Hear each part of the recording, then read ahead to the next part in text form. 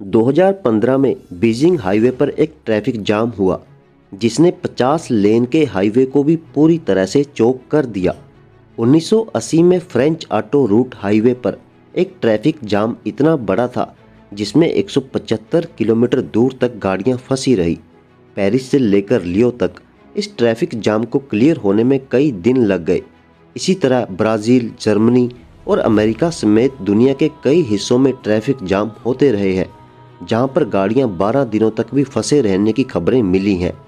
आज मैं जिस ट्रैफिक जाम के बारे में बात करूंगा वो जानकर आपको हैरानी होने वाली है।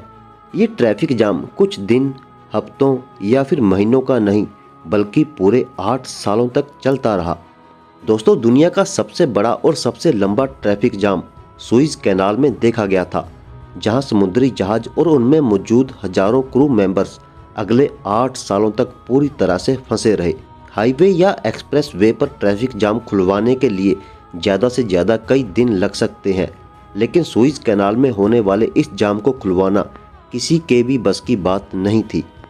आज हम दुनिया के सबसे लंबे चलने वाले इस ट्रैफिक जाम की कहानी जानेंगे। सुएज कैनाल को शिपिंग और ट्रेडिंग इंडस्ट्री का गहना कहा जाता है। 1869 से पहले जब शिपिंग इंडस्ट्रीज के पास सुएज कैनाल का तोहफा नहीं था, तो यूरोप और एशिया के बीच शिप्स को all the way African continent से घूमकर यूरोप जाना पड़ता था। सुएज कैनाल ने शिपिंग इंडस्ट्रीज का यह महीनों का सफर दिनों में बदल दिया और अब यूरोप से शिप्स मेडिटेरेनियन सी से होती हुई डायरेक्टली रेड सी पहुंचकर एशियन कॉन्टिनेंट को एक्सेस कर सकती हैं। इस रूट को इस्तेमाल करके हर शिप लगभग 10,000 किलोमीटर का फासला बचा लेती है। इसके अलावा अफ्रीकन वाटर में कई पायरेट्स गैंग यहाँ से गुजरने वाली शिप्स को लूट लिया करते थे, जिसमें सोमालियन पायरेट्स और वेस्ट अफ्रीकन पायरेट्स काफ़ी फेमस हैं। ये पायरेट्स शिप्स को ज़बरदस्ती रोककर करोड़ों डॉलर का माल लूट लिया करते थे और क्रू मेंबर्स को बंदी बनाकर अपनी मांगें भी पूरी करवाते थे। सुएज कैनाल ने इन शिप्स को लंबे डिस्टेंस के साथ साथ पायरेट से भी बचाने का काम किया था। जब सुबह के समय 15 कार्गो शिप्स सुएज कैनाल की मेडिटेरेनियन साइड से एंटर होती हैं। अक्सर इन शिप्स को इस कैनाल को क्रॉस करने में 12 घंटे लगते हैं, लेकिन आज इनका यह घंटों का सफ़र सालों तक लंबा होने वाला था। इस बात की इनको ज़रा सी भी भनक नहीं थी। ये वो ज़माना था जब इजिप्ट और इजराइल के बीच पहले से ही नोक-झोंक चल रही थी और दोनों पड़ोसी एक दूसरे के खिलाफ जंग की तैयारियां कर रहे थे। जैसा कि आप इस मैप पर देख सकते हो, यह लाइन इजराइल और इजिप्ट का बॉर्डर है। इस बॉर्डर से सुएज कैनाल काफ़ी दूर है, लगभग 200 किलोमीटर दूर। इस पूरे हिस्से को साइनाई पेनिनसुला भी कहा जाता है, क्योंकि यह बॉर्डर से काफ़ी दूर थे।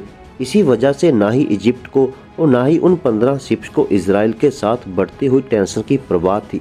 पर इस दिन कुछ यूं हुआ कि टेंशन से उबलने वाला लावा फट पड़ा और अचानक जंग की शुरुआत हो गई। इजरायली फोर्सेस ने इजिप्ट पर सरप्राइज अटैक कर दिया। सिर्फ 1 घंटे के अंदर अंदर सुएज कैनाल के इर्द गिर्द कई रॉकेट और प्लेन आ गिरे। हालात इतने खराब हो गए कि इजिप्शियन फोर्स ने फौरन ही सुएज कैनाल को दोनों तरफ से बंद कर दिया।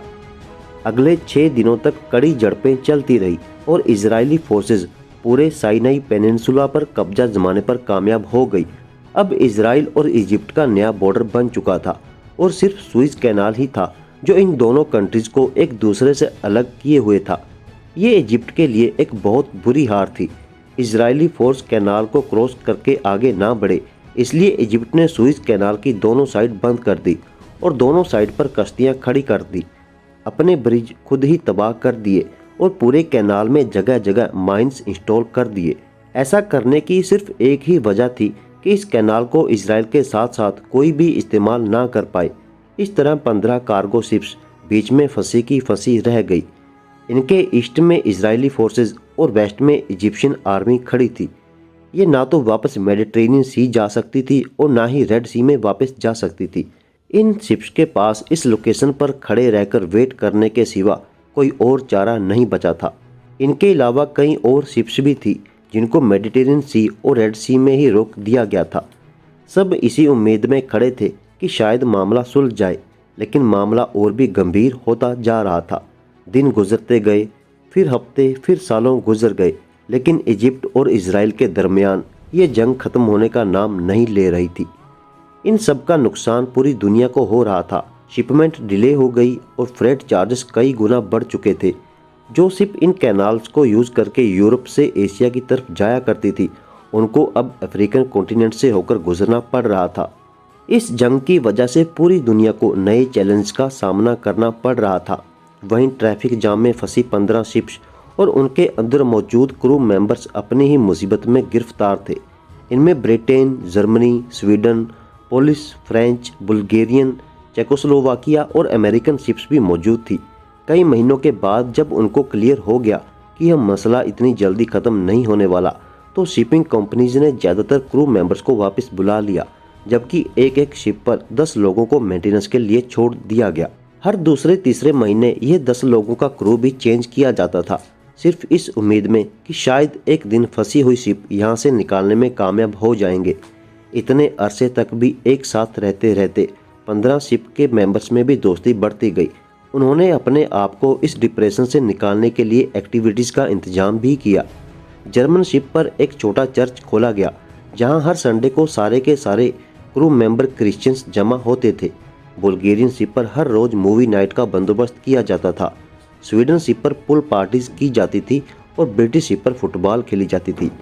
और इस बीच उन्होंने इन्हीं शिप पर ओलंपिक गेम भी करवाई, जिसको बीटर लेक ओलंपिक 1968 का नाम दिया गया था। एक के बाद एक साल गुजरते जा रहे थे, लेकिन ये शिप्स एक ही जगह पर खड़ी रही। आखिरकार एक वक्त ऐसा आया कि इनके ऊपर मिट्टी की लेयर जम चुकी थी, क्योंकि यह न्यूट्रल शिप्स थी और इनका इस लड़ाई से कोई लेना देना नहीं था। इसी वजह से इनको खाना पीना पहुंचाने के लिए ना ही इजराइल को इतराज़ था और ना ही इजिप्ट को। 6 सालों के बाद 1973 को ये जंग फिर से आग पकड़ गई, लेकिन इस बार हमले की शुरुआत इजिप्ट की तरफ से हुई।